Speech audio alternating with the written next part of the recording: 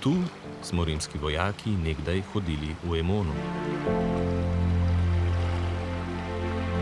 In na teh poteh je naš poveljnik, cesar Teodozij, razmišljal, kako obraniti cesarstvo.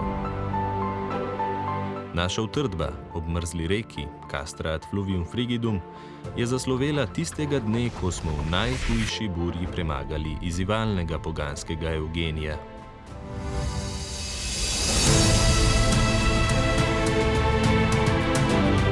Za vse čase smo tem krajem vtisnili pečat.